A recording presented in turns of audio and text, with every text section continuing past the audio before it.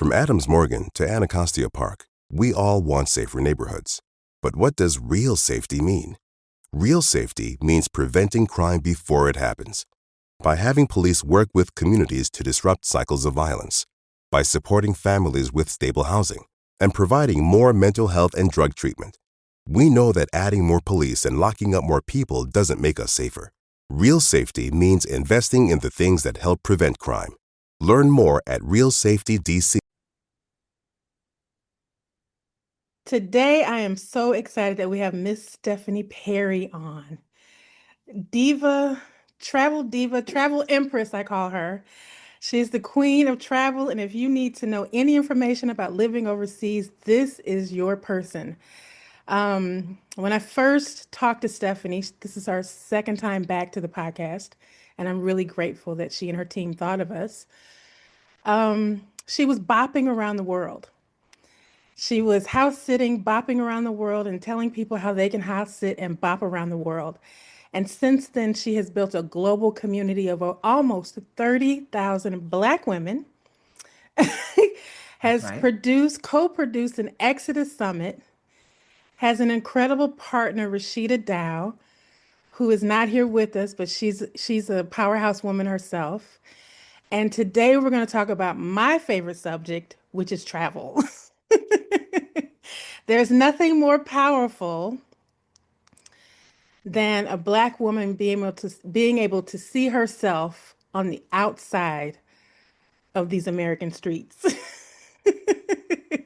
So we're going to talk about all the things, but first I have to ask you, Stephanie, how are you and where are you? I'm so glad to be here. Hi, Monica. Hi. I'm in Bogota, Colombia, and I'm actually in my own home. For the first time in 10 years, I'm Wow. in my a place that is mine. Um, and it's been awesome. It's been expensive.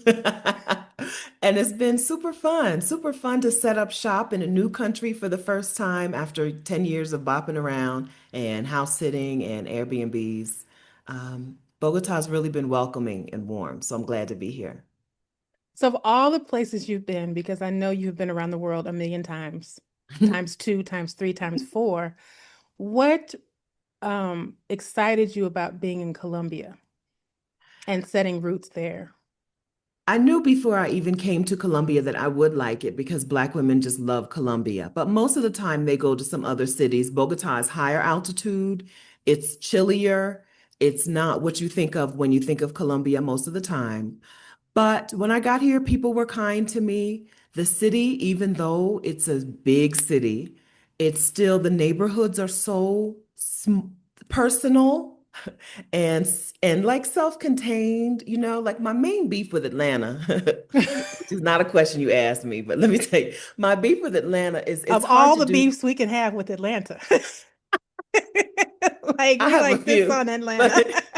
it's like Atlanta is a city where you need to go from one side of the city to the other to do things. And, Yeah. Bogota is the exact opposite. Those small little neighborhoods have everything you need inside of them. It's a nice green city Mhm. and their mountain views. And it was just like a place where when I walked in, when I first came to the city, I was like, oh yeah, this is my kind of place. This is a place where I can set up shop here, be welcomed here, be in community with people here, and not always be the stranger, the foreigner. Yeah, it ticked off my boxes. Now, where are you from in the States? I'm from Delaware, and my Okay. parents still live in Dover, Delaware. But I And did grow up in Ohio too. okay, so you're a Midwestern, Northeastern girl.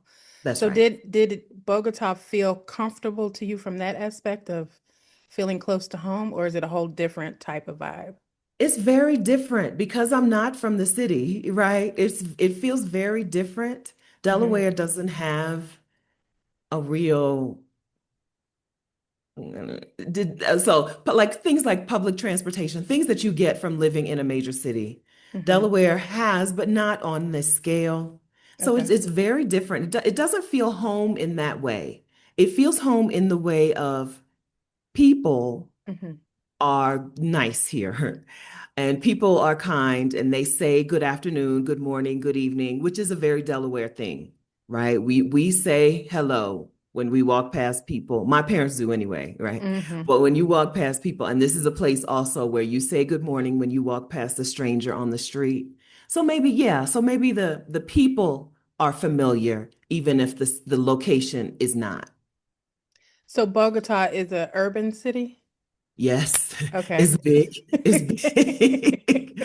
I think, I don't know. I don't know how many millions of people in the city, but many more than I'm used to because I don't even know if there's a million people in my entire state, right? Right. And here I'm in a city with, I don't know, maybe 8 million people or something like Okay. that. A lot of people inside of just this city. Now you have been doing this for 10 years, bopping around the world, Yeah. and now you have set roots. But let's go back to when you first decided to leave, not just on vacation, but I'm going to live in a space and live in a space and see what I like. Yeah. What sparked that decision, and what did you have to prepare for? I left for what I thought was 1 year in 2015, September 21st, 2015. So we're recording this just after my 10th anniversary of leaving, right? So I left for 1 year just because I wanted to see some stuff. I just wanted to see the world. I wanted to see all the things that were on my screensavers at work, right? I wanted to go to Thailand. I wanted to go to Cambodia, wanted to see things. It wasn't until after I left that I realized that I wasn't going to be able to return because I wasn't the same person. I Mhm. left and I was like, oh, I don't want to go back to the life that I feel like you have to kind of live in the United States. But to prepare to live for a year, to leave for a year, I just needed money.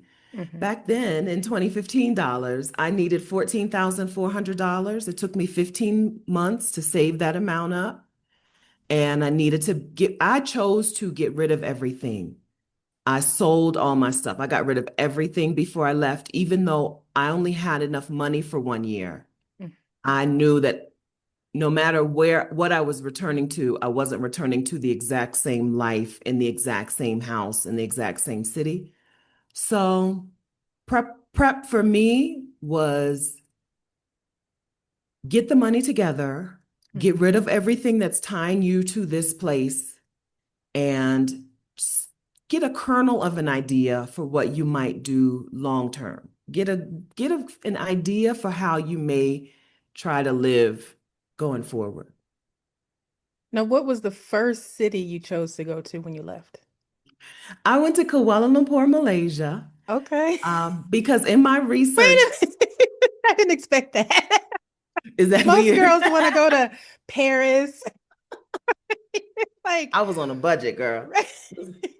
I was on a Yeah. budget. $40 a day is what I had. That was Okay. for food, that was for transportation, that was for accommodation, that was for tours, that was for souvenirs, right? Okay. $40 a So day. you So were it clear about how much money you had, and then you researched where it would stretch. That's exactly right. Okay. And the answer was Southeast Asia, Okay. right? I Hmm. felt like I could go to Southeast Asia and not have to come home early because I ran out of money. Okay. And I was right. I was right. Yeah. So I went to Kuala Lumpur, Malaysia. If you in the travel space, Kuala Lumpur has a wonderful reputation in the travel and move abroad space. Um, their food is amazing. Or you're trying to build a business or something, fast internet is really helpful. Their language, it's a place where English speakers can learn the language. In some Asian countries, I don't know how you do it, right? You look the letters, I don't like how would I ever be able to learn this language? Right. But Bahasa Malaysia is a language that English speakers can learn. The alphabet, they use the same alphabet that we use or a similar alphabet. Hmm. Um, and they had at the time a residency visa called Malaysia My Second Home. So it was just a welcoming place for people like me who wanted to try someplace else out and didn't have a lot of money and, wanted to see some things. But what happened was I got there and I realized that I was not prepared for the weather, the temperature. Okay. It was so hot. I looked on paper. This is one of those things that you don't know, you don't know. So on paper, the temperature would be like 92 degrees and 92% humidity. And I said, I know what that feels like, right? I've been to Houston. I was stationed in Texas when I was in the Army. I've been to New Orleans in the summertime, right? Okay. I know what that feels like, but I did not know what that felt like because humidity is relative. Yes. 92% humidity in New Orleans is not the same as 92% humidity in Malaysia. And girl, I thought I can't make it. I cannot. Is Malaysia inland or is it by the It's sea? no, it's on the water, Okay. and so it's Not humid Malaysia, but the and city. low altitude, right? You're right on the sea level. Okay. And ooh, I couldn't take it. I couldn't take it. Plus, it's a Muslim country, and so they recommend that women wear more clothing, right? We're Mhm. not wearing little mini skirts and tank tops. Wear a little Mhm. more clothing. I couldn't do it. And so I landed in Malaysia knowing that I was going to bop around, but I thought I was going to settle in Malaysia after the fact. After that year was over, I was going to find a way to stay there. And look, 2 days, and I was like, forget this whole plan. Something else is gonna have to work out because can't, I cannot, I can't live there. I can't live like that. Now, a lot of women, when they have a desire to travel, but they're From Adams Morgan to Anacostia Park, we all want safer neighborhoods. But what does real safety mean? Real safety means preventing crime before it happens. By having police work with communities to disrupt cycles of violence, by supporting families with stable housing, and providing more mental health and drug treatment. We know that adding more police and locking up more people doesn't make us safer. Real safety means investing in the things that help prevent crime. Learn more at Real Safety DC. confined to their obligations or they have family and they have children.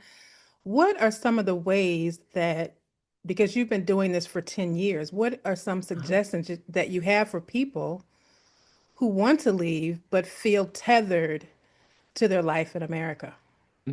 Sometimes those obligations want to come with you, right? Like we think that those obligations are holding us in one place, and sometimes you can just take them with you. Your children or your parents or your somebody that that you care for, you may actually like being with them in another place. Mhm. If you need a break from the United States, right? If you need some time away from what that means, being a Black woman in the United States, probably also so do some of those people in your life that you think you can't leave behind. Sometimes, right? Those very obligations, the kids or the parents or the spouse, sometimes they want to go with you, Mhm. right? Other times, it is a matter of finding a different way to navigate this, finding a different solution. Women inside of my community are very pro. I'm gonna say okay, I'm gonna say it. In my community, women are very pro nursing home, right? They're like, listen, I've been the caregiver for this parent.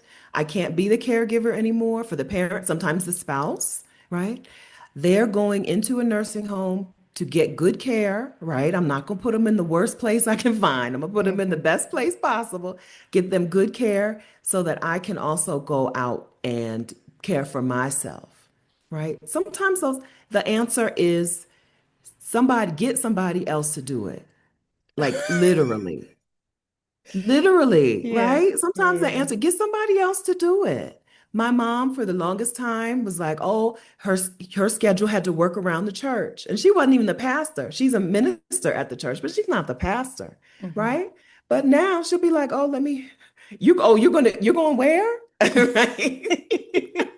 Oh, you're going to Mexico? I'm going to Mexico. Somebody else can do it." Some of those obligations, some of those obligations were never meant to be ours alone. They were never meant to be our sole thing to do. We're Mhm. supposed to be operating in community with other people and in connection with other people, in conjunction. We're not supposed to be the sole person who does some of the things that we're the sole person who does. Right. And so this is a good opportunity, whether you want to travel for a little bit or you want to get out in the world and see how long you can stay. Right. Some of this is sometimes that's a really good opportunity for other people to step up, for other people to take some of that load off of your plate. Now say that again. Hmm. Yeah. Sometimes you have to step back so others can step up. That's Yes. important. That's important for us to learn as Black women. We don't have to Yes. do it all. It's crucial. It's crucial to learn. If we want to live our lives fully and in a healthy way, Hmm. right? It's crucial to learn. Yeah, I agree. I agree. So what do you wish you had known before you left the country? So I'm gonna give you a couple answers. The first one, I wish I had known how much I was gonna love it. Okay. Right? So I was nervous. I was very, very afraid, right? This is a big deal. I'm going to countries where I don't speak the language, where I don't know any people, where I don't really know how things operate. Mm. And so it was really scary when it was time for me to turn in my 2 weeks notice. I was a hospital pharmacy technician. And when it was time for me to turn in my 2 weeks notice, I couldn't do it, even though I'd quit many a job before. I couldn't do it. And then I went home, and the next day I was like, I got to do it today, right? I got it. She's going to be making the schedule for the next few weeks. I got to put in my notice today. I was very, very afraid. And I wish I had known how rewarding it was going to be, how much it was going to pay off. Hmm. Not because I mean, I don't know that I would have done anything any differently because I still got on the plane and left. But I wish I had had a better idea of how amazing the experience was going to be and how worth it was going to be. I didn't have a whole lot of doubt, but other people in my life did. Hmm. And so it would have been nice to have a counter to that, right? To their doubt and fear. um, what is now, so even though it was 10 years ago, the internet has changed Hmm. and people are more sharing and more open with information. When I left, I don't even know that most people would have known what a podcast was. I listened to some podcasts Okay. to prepare myself to go. But 10 years ago, I don't know if podcast was in our everyday lexicon. Mm-mm. And now everybody knows how to share information and how to receive information from people who are out here sharing, people like you. And so um, it was a different time when I had to just feel like I think this is the right thing without a whole lot of confirmation from other people. Hmm. Um, yeah, so I wish there had been some of that, more of that. I wish I had known about house sitting. When I first left, I didn't know about house sitting. And so I didn't know about getting a free place to stay in other people's homes. That would have been a nice thing to know about, to take some extra money pressure off. My money did last me for a year, surprisingly, because I'll blow some money in a minute. But my money, it did last. It did Right. last. But I wish I had known about house sitting so that when things got tight, I could have been like, well, I can always do this. I don't have to worry. Yeah, those are a couple of things I wish I had known back then. You're the first person I ever heard talk about house sitting. And I was like, well, what Mhm. is that? Yep. I wish I had known when I started traveling. Oh, you just go stay somewhere because I'm booking hotels. I didn't even know there wasn't an Airbnb situation. There wasn't outside of academia, there was no, house switching type of situation. So I was like, what is house sitting? How did you find out about that? And tell me about some of the places you've sat. After that first year, when I came back home with no money, like literally no money, used up all the money for my travel, I was like, you know what? It was great seeing Southeast Asia, but I don't feel like I saw the world. So how do I Mm. travel with no money? And I literally Googled, how do I travel with no money? And Google pointed me to an article about house sitting. It pointed me to an article by oh, I'll remember her name in a second. Anyway, she Mhm. was a woman in her 40s. I was 42 by then, and she was a woman in her late 30s or 40s, and she was house sitting some. And so that's how I heard about it. I'm so proud to be the first person that other Black women have heard about house sitting from. I'm really proud of that because house sitting is a travel equalizer, or it makes travel possible for so many more people, and even long-term travel or travel to the other side of the world, or even staying right in your city and not paying rent for a while, right? It makes a lot of things possible for people. And I'm really proud. I'm really proud of being the person that so many Black women heard about this from. You're one of the people I consider the pioneer of without saying I could find a different word, but the exodus of Black women, Mhm, because mhm. this is an opportunity that has been afforded to a lot of other people, Yep. but it was nothing that people included us in or anybody was talking about it. When I started traveling in my 20s across the world, there weren't even Black women traveling unless it was for business. Hmm. And most of the time it was men. So to see so many Black women, like, I'm on my way to Bali, I'm on my way to, Mauritius. I'm like, wow, this is incredible. Like, I'm excited for that because I know what it does for you to experience yourself outside of this nation. When people Absolutely. don't see the qualifiers, I'll say, that they put on us. What unraveled in you when you started experiencing yourself outside of this country? So much, so much. I appreciate you calling me a pioneer. There is a movement. There is an Exodus movement, a Blaxit movement, a Leave the Country movement. And I am a face of a face of that movement, but I do a lot of talking, right? But I'm really proud. I appreciate that. What Everything unraveled in me. So I thought I was leaving the country to see some beautiful places. I wasn't on a mission to find myself. I wasn't thinking about, like, I'm going to go out here and I'm going to go find myself. But man, I really met myself out there. So you said travel gives us an opportunity to experience ourselves. And that's right. Without those you get to meet people and move through the world without people really thinking anything when they see you, right? Whereas in the United States, when people see a Black woman, they have thoughts. They have an idea of who you are, who you should be. And this is all people, right? This is Mhm. the way all people engage with Black women, including other Black women, Mhm. right? Who you should be, what you should be doing, how much excellence you should be moving in, how you should be seeking whose approval you should value, right? Whereas when you leave the United States, people are not thinking about you. On one hand, they're really not thinking about you. On the other hand, there are people who are very excited to see a Black woman when I get places. Sometimes I'll be like, do I look like a famous person here? Because why are they so excited to see me? I said I need to sit down and Google some of the Black stars in Colombia because why are people so happy to see me when I walk into their little restaurant? But uh, so people maybe they have some idea or some thought about Black women, but it's not the same, and it's not the same pressure, not the same anti it's not the same misogynoir that we're used to experiencing. Not that that doesn't exist around the world, but it's just different. And so you get to be a person. You also get to be an American. I get to be an American for the first time ever. When I leave the country, I'm an American. They Mhm. clock me in a heartbeat, right? They know I have American dollars to spend. They know I speak English. They know good and well when they tell me the price, they tell me the price in if they know it in dollars, they tell me the price in dollars wherever I am in the world, which is the funniest thing. I'm like, this is Vietnam. How do you know what this costs in US dollars? No, they know. So you get to be an American for the first time, but you get to take off those pressures. You get to take off the cape. People don't expect me to help them lift their suitcase into the compartment or people really in the United States expect Black women to be the help and Mhm. to be the Servant. workhorse, the burden bearer. Mhm.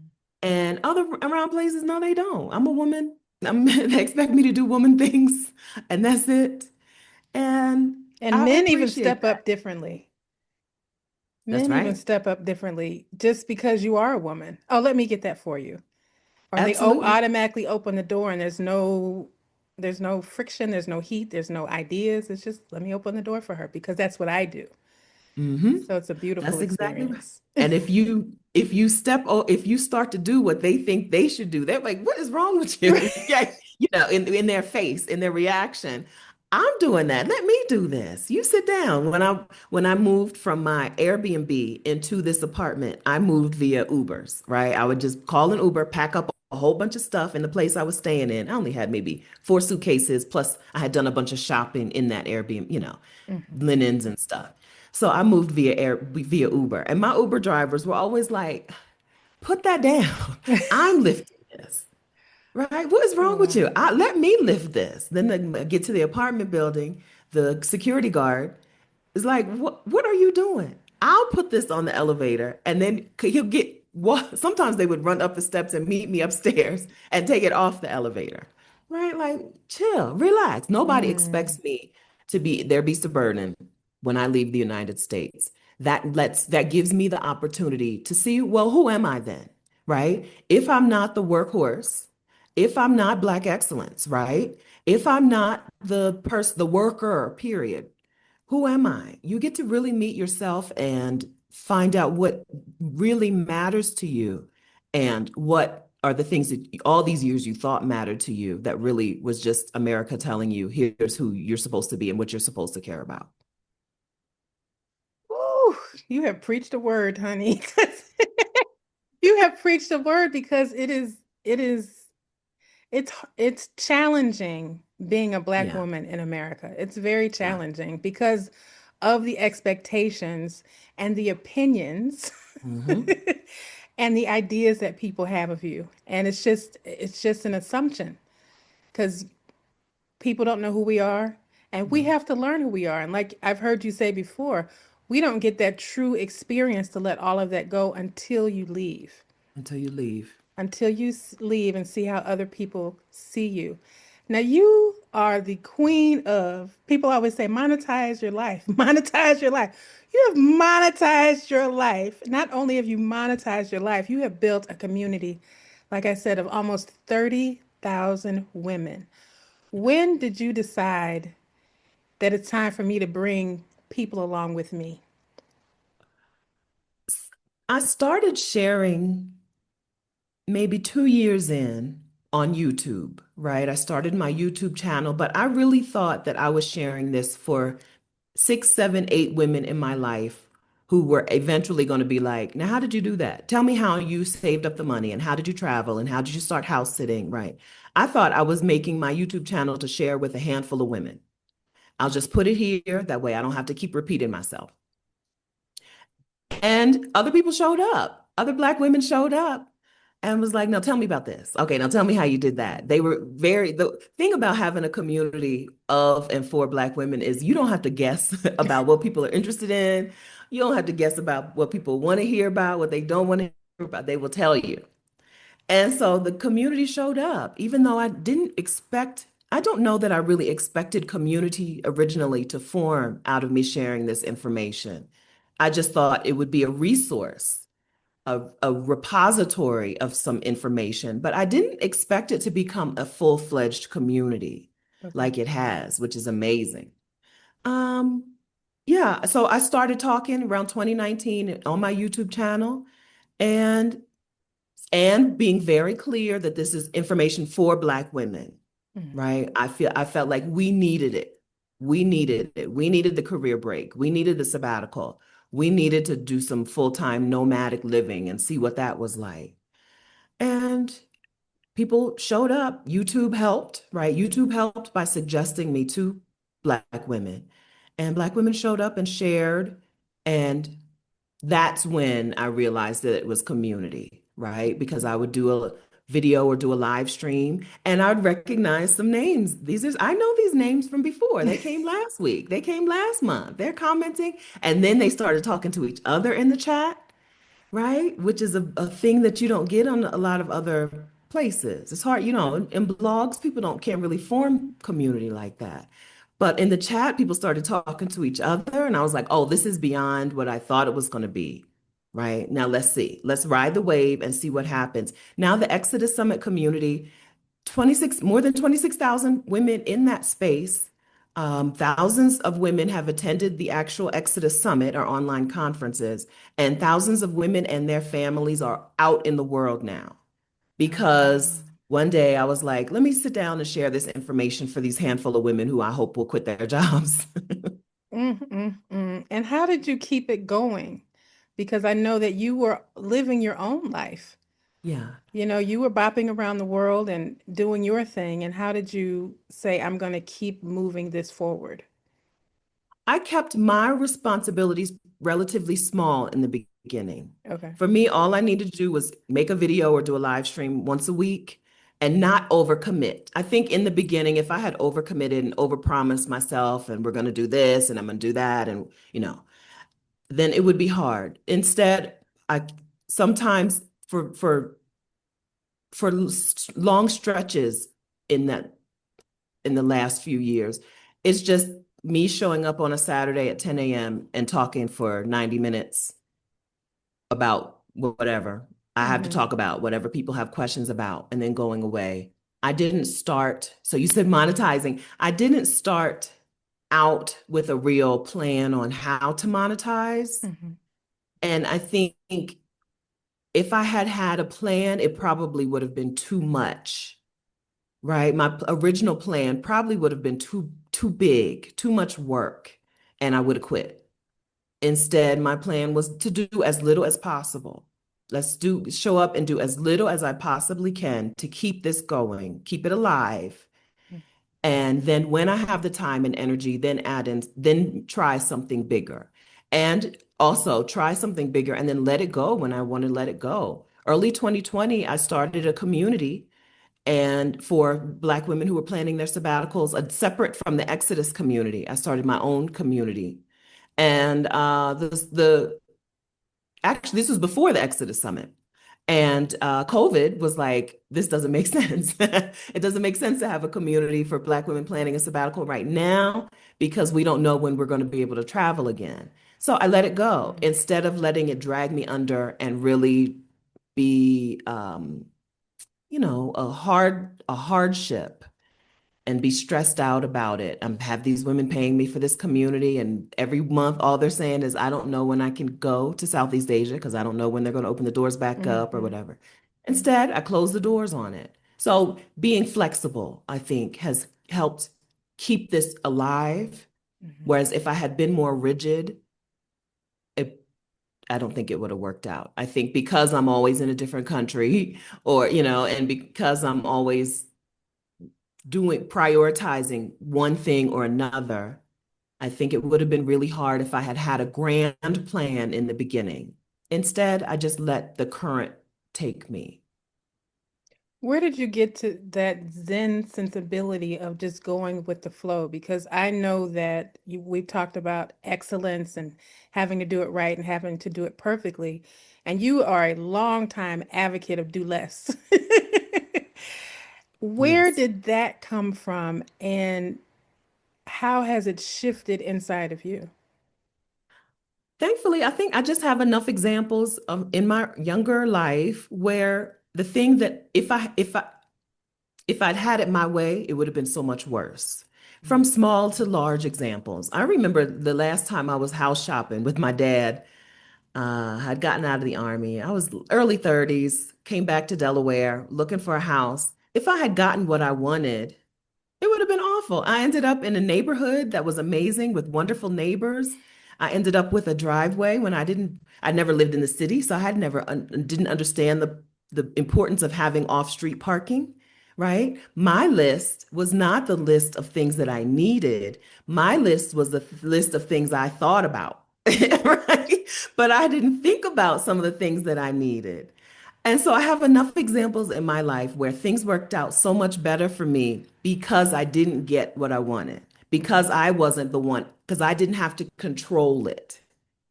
And so that's how I try to just move through my life. I there if I even down to the community, right? If I had said, here's what my YouTube channel is, I would not have thought to include community because who knew you could have community on the internet like that, right? And so it would have been so much different and so much worse than me just being like, well, what do y'all want to do? And them saying, oh, we want to have a meetup. Let's have a meetup. And me being like, okay, well, let's try it. Let's see what happens. I think control is a trauma response, especially for people. Yeah, I think control is kind of a trauma response because who has control over anything in reality, right? In real life, who controls anything? And in nature, and so it's just having to be in control has never benefited me. So I really so that's how I was able to say, let's go with the flow. Let's let the current take me because I feel like that's the easiest way. I don't want to have to fight against things that are naturally happening. And I don't want to have to force things that don't want to be. I want the ease, I want the flow. And it's worked out. That's beautiful. That's important because we are the society of to-do lists and get it done Yes, and be perfect and perfectionism. Now, Rashida's not here with us today. Tell her I look forward to speaking with her one day. I'll tell her. Okay, yes. She's a hoot, first of all. How did She's you all meet and, put your alliance together? Because she's in her side of the world, you're on your side of the world, but yet you meet with this beautiful partnership, Mhm. dispelling the myth that Black women can't work together, first of That's all. right.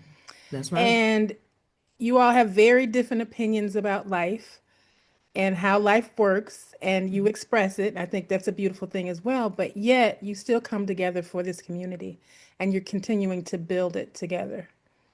Rashida is my business partner in Exodus Summit, and we met because she took her sabbatical and kind of documented it on Instagram and YouTube, and I did the same. And one woman, Courtney Georgie Ellis, who followed us both, said, you two should meet." So she did a little introduction of us, and Rashida interviewed me on her YouTube channel. And during that conversation, I was like, I like her. There's a resonance here. She's a little younger than I am. She's from the West Coast, right? There's some differences, but there was some resonance. She said in that conversation, she said the phrase, she said life is generous when talking about something. I don't know. And I was like, this is the kind of person that I want to have as my friend. So I just made her my friend. I was like, I don't know if you know this, but we're friends now. And then one day I was like, let's try this partnership. Let's try to make something together. And thankfully she said yes. We I'm not a person who has a history of finishing things. I'm a person who has a vision, Right. right? I got vision, but I'm not a person who has a history of seeing things through till the end. So none of the things that I've done, none of the Exodus Summit things that we've done together, those things wouldn't exist if Rashida hadn't said yes. Because I'll have an idea, okay? I'll have ideas, but then idea's gone by the wayside because I don't want to do the work. So having a partner who is the neither one of us are really like excited to do the thing, but having a person who is more conscientious than I am has made things so much better inside of the Exodus Summit space. Things exist because I'll be like, "Do you want to do this thing?" And she'll be like, "Oh, here's how we actually get this thing done." Okay. It's been a fantastic partnership.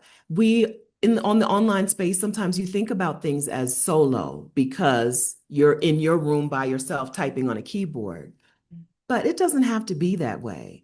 You don't have to be the only person doing the thing to get it done. Just like you can put your parents in a nursing home, okay? You can also collaborate with other people so that you don't have to do the heavy lifting. You don't have to do things you don't have to be the only one doing the heavy lifting. Y'all lift together, leverage. Um, I have experiences throughout my life of Black women reaching out and being so open and receptive with me. I know that that's not everyone's experience, Mhm. but I hope that everyone will give it another chance. All Black women will give Black women another chance and another chance because there's nothing like it. There's nothing like being in community with Black women. We are the best people, I'm convinced, right? Literally the best people on the planet. And so being in community with us is only a way to live better Mhm. for us, for Black women. And so I'm so glad to have Rashida as my business partner. And I'm so glad that the Exodus Summit community of Black women continues to prove us right over and over and over again. And you all are in the middle of planning your new summit, which is October 10th through the 15th. How many has it been, and who have been some of your previous presenters? This is the speakers? sixth year for Exodus Summit. Exodus Summit is our online conference. This is year number six. It's impressive. I'm excited. I can't even believe it. I'm like, I've done this a thing this many times, a hard thing this many times. It's online October 10th through 13th. We bring in Black women speakers to teach other Black women how to do the thing. So this year we're focusing on how to make the money to live abroad. And so we're bringing in speakers to help make the money to live abroad. We've had we've had a lot of so Dr. Joy Harden Bradford, the founder of Therapy for Black Girls, was a keynote speaker of ours a couple of years ago, and she introduced us to the idea of the possibility model.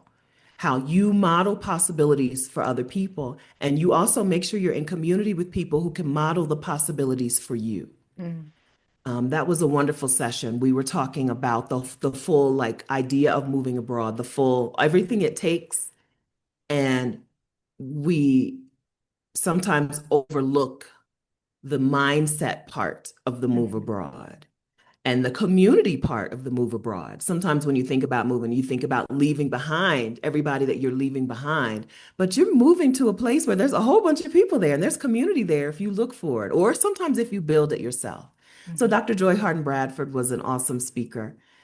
We had Tabitha Brown came and spoke just about her own experiences from going from having a vision to executing that vision and holding on to that vision for herself. She was a speaker previously at Exodus Summit. Libria Jones has spoken at Exodus Summit a couple of times about the logistics of remote work, right? Finding remote work, finding the thing that can take you around the world. Those are some women who've spoken pretty recently in past summits. 6 years, we have a lot of speakers. I'm Our first sure. summit, our first summit had at least 40 something speakers. Our first summit was a week long. We didn't know what we were doing. It was too much, too much. So Hmm. we've had a lot of women come and talk to the women in the Exodus Summit community, but it's all paid off, right? Because there are women all over the world today because of what they've learned from those women who have come to speak. Now, remote living is a new conversation for Black women. It's so amazing how these things have been going on for years, Yeah. but we are finally, I think, because of the internet and technology, we're getting access to things that I'll just say it, we've been locked out of. Yeah, that's right. That's We have correct. literally been locked out of it. And remote living is something that you do.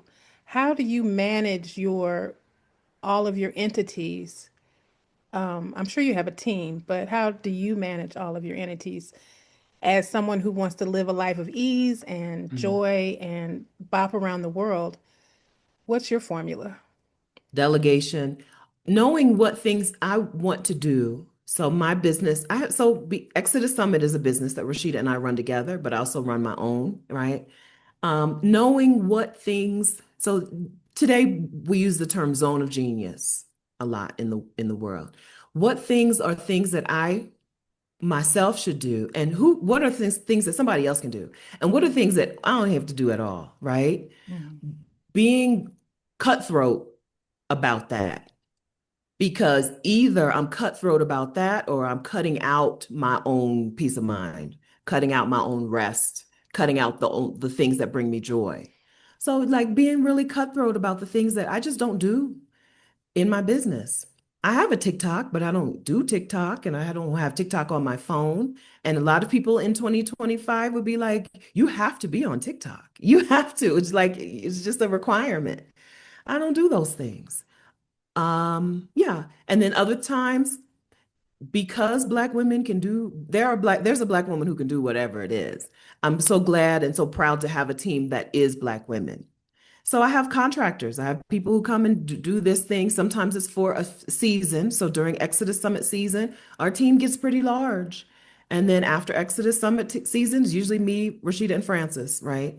We keep um, we keep a clear idea of why we do the things inside of our business and then who is responsible to do them. And then nobody feels like she has to take over or be involved in someone else's thing. Once it's delegated, it's delegated. right? Mhm. If I don't do it, I don't do it. I've never read a speaker contract for I don't know.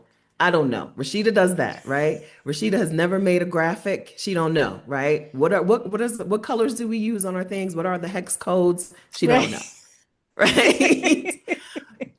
Delegate it or just divide the work up and then also leave it. Mhm. This goes back to the control thing. I really do not have a control issue. And I'm learning, I'm hearing myself. This goes back to the control thing. That's not my responsibility. I don't even know. I am not going to look at it. I'm not going to see it. Time is precious. We only have so much time.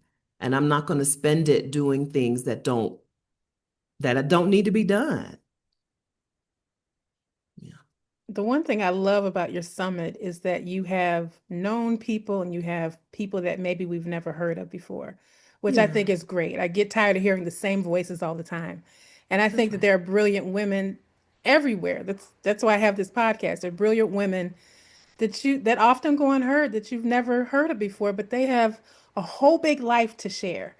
Who are some of the people that you are bringing in this season of the Exodus Summit? Oh, that's good. So this season, we have a few women from inside of the Exodus Summit community. Coach Vet Jet is teaching a session on um, certifications that you can get online that help you find a better remote job. So we have a couple of women from inside of the summit. Um, my brain, I think I can get, let me pull out I saw Rachel some notes. Rogers. Rachel Rogers, that's right. Our keynote speaker is Rachel Rogers. She's also my coach. She's my coach in the business world. She's one of the reasons that I'm able to be like cutthroat about responsibilities and She don't delegation. play. You She's know, like, we all listen, need to be millionaires. She does not play. we're She's going to like, generate some money. We're going to generate some money and we're not going to break ourselves down doing it, yes, right? yes. Yeah, super excited about having Rachel Rogers be our keynote speaker. Arlen Hamilton. So all I can think of are the names that people know. So Arlen Hamilton is doing a session on memberships. We know Arlen Hamilton, but some women from inside of our community. Shakira is coming to do a session on part-time work for full-time pay. Shakira has transitioned from a high up employee to a contractor Okay. so that she can work on contracts for part of the year and then have enough money to live the rest of the year and go to Mexico and not be worried about them people, right? So working part of the year, but making more money than she made as a full-time employee. Mm. Yeah. So everybody has a different journey of how they're going overseas and how they're becoming global citizens. And I think that it's beautiful that you pick a focus and then you give different perspectives because everything isn't for everybody. Mm-mm. But you can pick up a little bit in each conversation that will help you move forward. So you can create your own game plan That's to right. move, or maybe it's just starting with a sabbatical. Maybe it's just starting with house sitting. Maybe it's an extended vacation. But I love that you all also offer previous seasons to Mhm. your tribe so that well maybe you're not at the point of making money. Maybe you're just like, how do I even think about getting there? Yes. That's How do I right. even think about getting there? So I just want to say it has Stephanie has been very generous with us. And so I want to let you all know that if you have a desire to learn more about it, you want to go to blackwomenamplified.com/freedom because I Ooh. think travel is freedom, honey. And you can get more information about the Exodus Summit. And I just want to say to you, Stephanie, coming across in everything that you've said, how people find you is how I found you on YouTube. Mhm. And that was the first time I heard about house sitting and a sabbatical. I was like, what is a sabbatical? Oh, you Mhm. mean to take all? Oh, all right. So I can do it this way. I don't have to take a week off and rush back to work. I can take an extended period of time. And there are ways for me to do it. So I have seen your growth. I have seen how you flowered, but you have maintained who you are as Stephanie Perry, which I think is beautiful. And I love that you have I think the last time we talked, you had about 13,000 people in your community. Okay, And now yes. it's 26,000. And that's just a couple of years ago.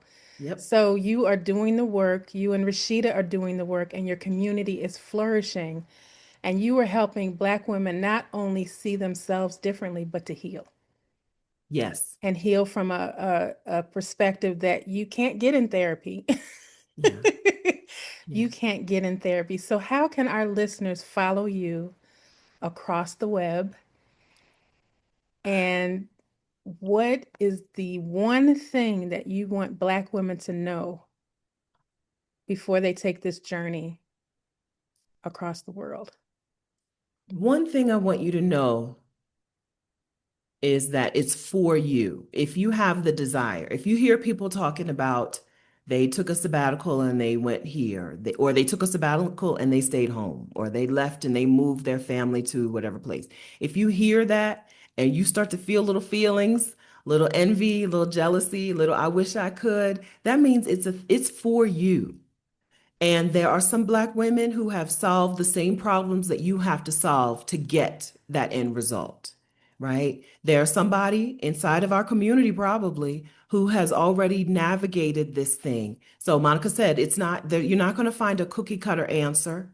You're not going to, but you probably will find some women who have solved the very problems that you'll have to solve to get this end result. If what you want is to move your family to Paris or Portugal or Kuala Lumpur, right? The desire to do it means that it's a thing for you to do. And so get in community with other people who are doing those things. So the answer is, how do you find me? The answer is you can find me in my community, exodussummit.com/community. We moved off of Facebook, moved into another space. I know Black women don't like Facebook like that. We're off of Facebook into our, you can find me there. And then I'm on YouTube, of course, as Stephanie Perry. Please, yeah, I'm on YouTube as Stephanie Perry. And then if you're at all interested in making the money to move abroad, right? Whether it's through freelancing, through virtual assistant work, through part-time work for full-time pay, through trading. We have a session on trading with Terry Ijeoma. If you're interested in making the money for your move abroad, Monica's link is blackwomenamplified.com/freedom. Is that right? Use her link. Come over, look at the sessions available for you in Exodus Summit 2025. If you see a session that makes you perk up a little bit, oh, I think that would be an interesting way for me to do this. Come on over, come to the summit. You'll really listen. If you enjoy this conversation, you'll love the women in the Exodus Summit community. You'll love the women who teach, the speakers, and you'll love the women who are attending, because it's more of this, right? It's more generosity and giving. You listen to this podcast because the speakers come on and they're open and they're giving and they're generous. It's more of that, right? You love this podcast because you get to think about things in a new way. You don't have to just keep on keeping on, right? You don't have to just keep doing things the way the United States and Black excellence tell you. You can think about things for yourself, come up with your own answers, and from a new perspective. It's more of that in the Exodus Summit. So go to the link, go to the show notes, wherever Monica has dropped a link. Come on over to Exodus Summit. I'm saying specifically to use her link because that is a way that you can also thank her, right? It's a way that you can make sure that she gets a little thank you when you register for our event. When you come to our thing, she gets a little commission using her link with no extra cost to you, because podcasting is hard, okay? Putting this together every week is hard. Getting guests, doing the actual research, recording the podcast, editing and putting it up in the world is work. And that's a way that you can thank her, using her link to register for the Exodus Summit. I told y'all Black women are dope. We're the coolest. Absolutely. We are the coolest. And when we support each other, not only does the world shift, but we shift as human beings. And Stephanie has always been very kind and very generous. She's very outspoken, as you can see. And but she's willing to share who she is with the world. And that has changed, that has opened up a portal for other women to do the same. So, Stephanie, thank you so much for your time, your generosity, um, and just being you. And Thank you. My keep doing what you're pleasure. doing. Same to you. And you too. You too. Thank you so much. I appreciate you. Oh, I appreciate you too. Thank you so much for being on the Black Women Amplified podcast.